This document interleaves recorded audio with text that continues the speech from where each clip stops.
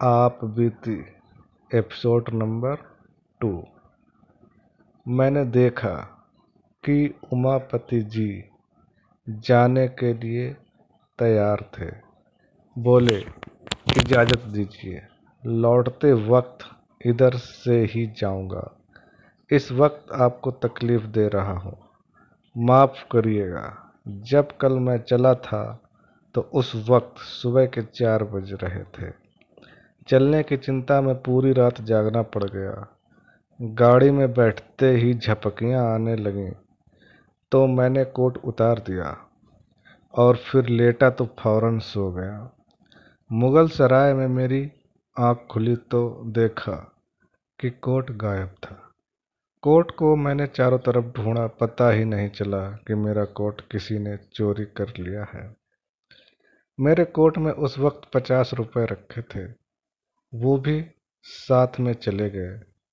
पत्नी के मैके उसे लेने जाना है और जाते वक्त मुझे कपड़े ले जाने हैं। आप मुझे 50 रुपए उधार दे दीजिए। ससुराल में हर वक्त थोड़े बहुत पैसे खर्च होने का स्वाभाविक है। ऐसे में अगर पैसे न खर्च करो तो हंसी होगी। मैं जब वापसी में इधर से लौटूंगा तो आपको पैसे देता हुआ जाऊंगा। मैं उनकी बात सुनकर बड़ी दुविधा में था।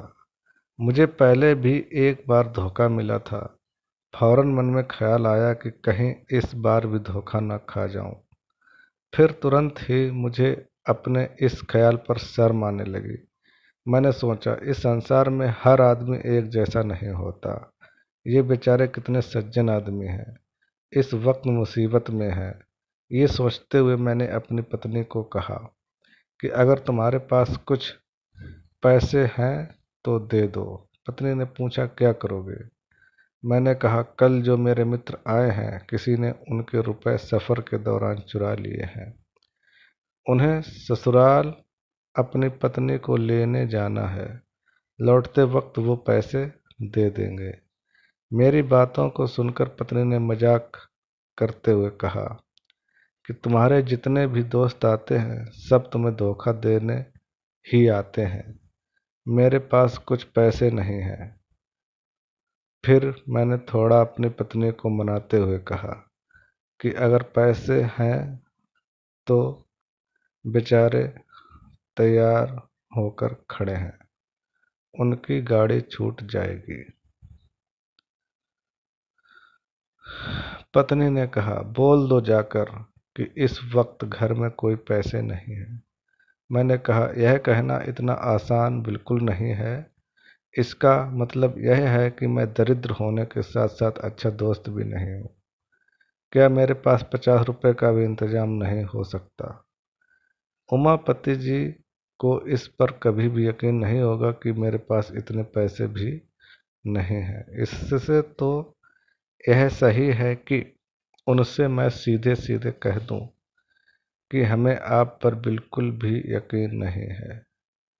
मेरी बातें सुनकर पत्नी ने झुंझलाकर कहा, बक्से की चाबी मेरे सामने फेंकते हुए, कि तुम जितनी आसानी से बहस कर लेते हो, अगर उतनी आसानी से आदमी परखना जानते तो अभी तक इंसान बन गए होते।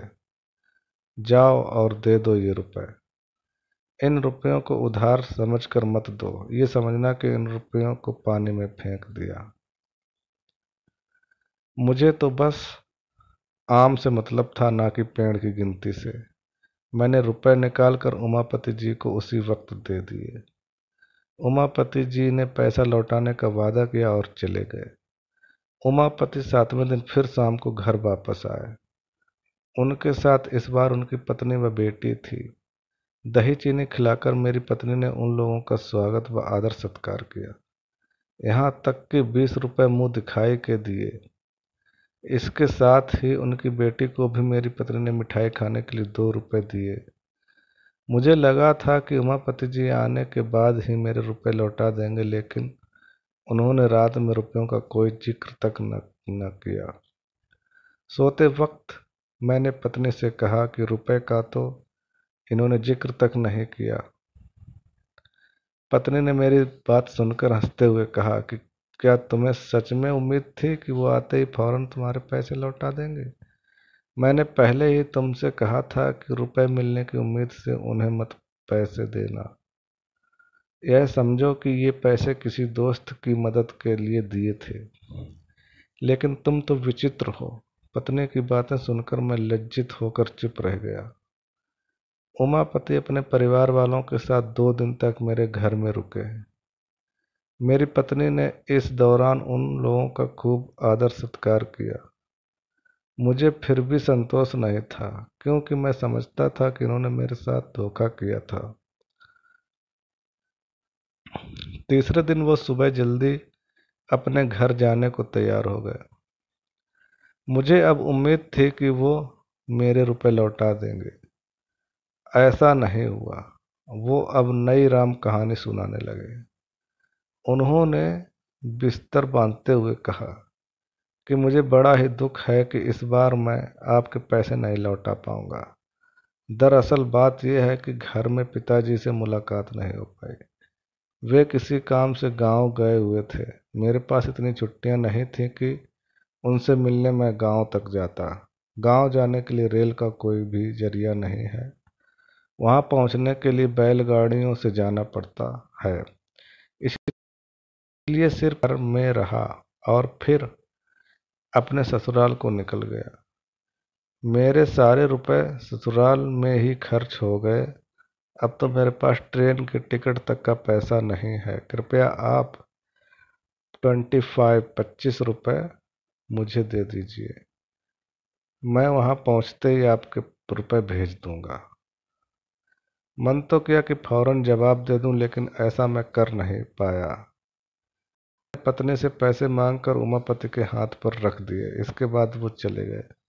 1 हफ्ते के बाद फिर उमापति जी ने पत्र भेजा, जिसमें लिखा था कि वो काम के सिलसिले में बाहर जा रहे हैं, वापस लौटकर रुपए भेजेंगे।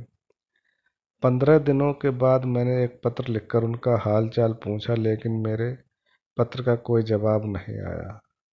मैंने 15 दिनों के बाद फिर से पत्र लिखा और इस बार मैंने रुपयों के बारे में पूछा। इसका भी कोई जवाब नहीं आया। 1 महीने बाद मैंने फिर पत्र लिखा, लेकिन इस बार भी कोई जवाब न आया। मैं समझ गया था कि पत्नी ने जो भी कहा वो ही सच था। मैं निराश और चुप होकर बैठ गया। हालांकि मैंने अपने इन पत्रों के बारे में अपनी पत्नी को कुछ नहीं बताया। उमापति ने इस व्यवहार पर मुझ पर गहरा असर पड़ा। उमापति के इस व्यवहार पर मुझ पर गहरा असर पड़ा। फिर इसी महीने मेरे यंत्रालय में बिहार प्रांत से एक कंपोजिटर आया था। 15 रुपये मासिक पर मैंने उसे काम पर रख लिया था। वो पहले किसी अंग्रेजी स्कूल में पढ़ा करता था। किसी का सहयोग न मिल पाने की वजह से वो पढ़ाई छोड़ चुका था। उसके घर वालों ने उसकी मदद करने से मना कर दिया था। मजबूर होकर उसे यह नौकरी करनी पड़ी। उसकी उम्र वही कोई 17-18 साल रही होगी। उसका गंभीर स्वभाव था और उसके बातचीत करने का तरीका भी अच्छा था। यहाँ आने के तीसरे ही दिन उसे बुखार आ गया। कुछ दिनों के बाद भी जब बुखार नहीं गया तो उसे अपने घर की याद सताने लगी। उसने मुझसे कहा कि वह बीमार है, उसे कुछ रुपए मिल जाए तो वह घर चला जाएगा। फिर वह वहां पहुंचकर पैसों का इंतजाम करके मुझे भेज देगा। वह सच में बहुत बीमार था, लेकिन मैं पहले से ही पैसों के मामले में धोखा खाकर बैठा हुआ था। इसलिए मैंने उसे मना कर दिया। मेरी बातें सुनकर वो रोने लगा और मुझसे मदद की विनती करने लगा। लेकिन धोखे की चोट खाए बैठा मैं उसकी बातों को नज़रअंदाज कर गया। दुविधा भरी स्थिति में उसने फिर आकाश को देखा और वहां से चला गया। मुझे अंदर ही अंदर बुरा लगा, लेकिन जो मैंने निर्णय लिया था मैं उसी पर अड़ा रहा। मैंने मन में इस बात पर विचार करके संतोष कर लिया कि मैं कहाँ का ऐसा धनी हूँ जो पैसे बहाता रहूं। वो लड़का मेरे पास से आंखों में आंसू लेकर गया था। तब कार्यालय में एक क्लर्क, जिसका नाम पंडित पृथ्वीनाथ था, उन्होंने उसकी मदद कर दी। उन्होंने उसकी पूरी कहानी सुनकर उसे 15 रुपए दे दिए थे। जब मुझे उसकी जानकारी हुई तो मानो मेरे मन से कोई बोझ उतर गया हो। चलो अब वो बेचारा अच्छे से घर तो पहुंच ही जाएगा, यह सोच कर ही मुझे मुफ्त में ही संतोष मिल गया। लेकिन कुछ अपने किए पर भी मुझे शर्म आई। मैं बड़े बड़े उपदेश दिया करता था, लेकिन आज अपनी ही जुबान से मुकर गया। 5वें दिन पैसे आ गए। मेरी आंखें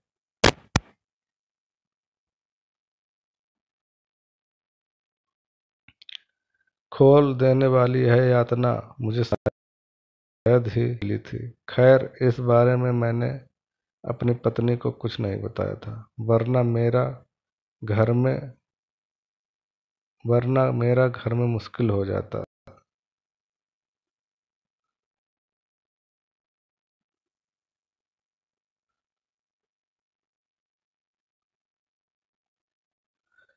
पूर्व कथित वृत्तांत को लिखकर मैंने पत्रिका में भिजवा दिया।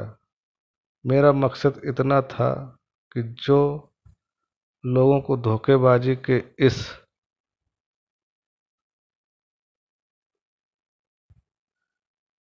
कुपरिणाम का संदेश दूं। मुझे सपने में भी उम्मीद नहीं थी कि इसका मुझे कोई सीधा फल मिलेगा। फिर चौथे दिन 5 रुपए का मनी ऑर्डर मेरे पास पहुंचा। मैं उसे देखकर इतना खुश हुआ कि मेरी खुशी का कोई सीमा नहीं थी। मनी ऑर्डर भेजने वाला कोई और नहीं बल्कि वही महोदय उमापति। भेजे गए कूपन पर सिर्फ क्षमा शब्द लिखा था। मैंने वो पैसे ले जाकर अपनी पत्नी को दे दिए और वो कूपन दिखाया। पत्नी ने बड़े ही अनमने तरीके से मुझसे कहा कि इसे ले जाकर अपनी अलमारी में रख लो। लोभी किस्म के इंसान हो, मुझे नहीं मालूम था। कुछ पैसों के लिए इस तरह किसी के पीछे पड़ जाना अच्छी बात नहीं है। जब पढ़ा लिखा और विनयशील इंसान अपने वादे को पूरा न करे तो समझना चाहिए कि वो मजबूर है। विवश हुए इंसान को इस तरह बेइज्जत करना सही नहीं है। मैं इन पैसों को तब तक नहीं रखूंगी जब तक कि उमापति जी का कोई संदेश या पत्र नहीं आ जिसमें उनके रुपए भेजने की देरी का कारण लिखा हो। हालांकि उस वक्त मैं ऐसी महान बातें सुनने के लिए बिल्कुल भी तैयार नहीं था। डूबे हुए रुपए मिल गए, मैं उसी खुशी से फूले नहीं समा रहा था। कहानी से सीख।